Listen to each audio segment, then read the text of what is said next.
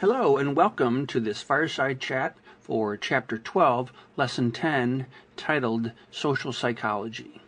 Now this chapter is a little bit different than the other chapters in that it focuses on group psychology and how people interact with and influence other people. The other chapters tended to focus on individual psychology. Now here we have the textbook definition of social psychology, and you can see that it emphasizes the situation, meaning that people may act differently depending on the situation. For example, do you think you may act differently around your friends versus how you act around your parents? And so this is what social psychology tries to understand through scientific research. And then this section looks at how different cultures respond to the same topics. For example, here in America, we tend to be an individualistic culture where we are encouraged to be independent as soon as possible in our thinking and in our behavior. And that is in contrast to other cultures that are known as collectivistic, meaning there's more of a focus on the family and group activities. In this section called Attitudes and Persuasion, you will learn about many interesting topics, and here in particular is one called cognitive dissonance. It is something that causes us varying degrees of stress and occurs when our behavior is out of sync with our beliefs, such as knowing that smoking is bad for us, but still some of us do it anyway. And another interesting topic in Attitudes and Persuasion is seen here in the picture, and it suggests that people like the group they're trying to get into more if it is a difficult group to get into. Now that may have to do with a link between higher self-esteem and a more exclusive club. There are other explanations for this too. Then in this section on conformity, you will learn how sometimes our behavior changes when we feel the pressure of other people's expectations. This can be good, as when a coach or teacher expects you to do well and you may actually try harder, but also it may have a negative effect, as when someone wants to know who you voted for, say in a presidential election.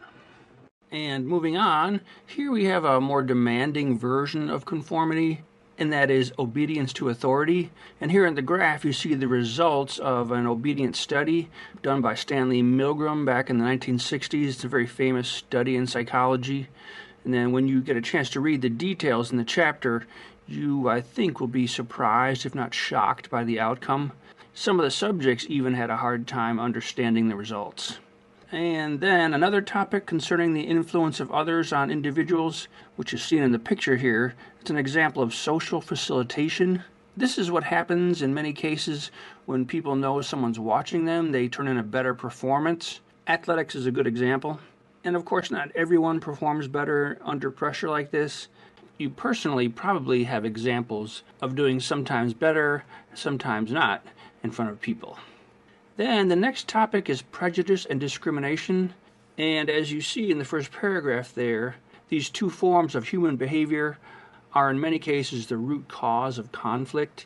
And while there has been much progress in decreasing and eliminating prejudice and discrimination, there still is much work to be done.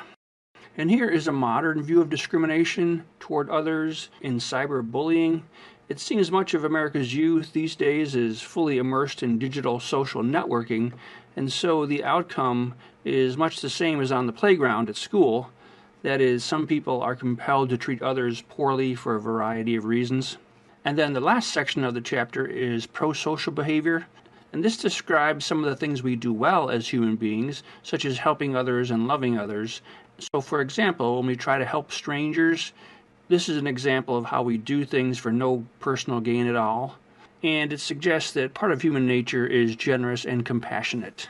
And this leads us to the last topic, being Robert Sternberg's attempt to define what love is. Now, some people would say that love is impossible to define, while others, probably social scientists, tend to think there is a formula for describing it. Okay, so that is the Fireside Chat on social psychology. Please read the textbook for more details.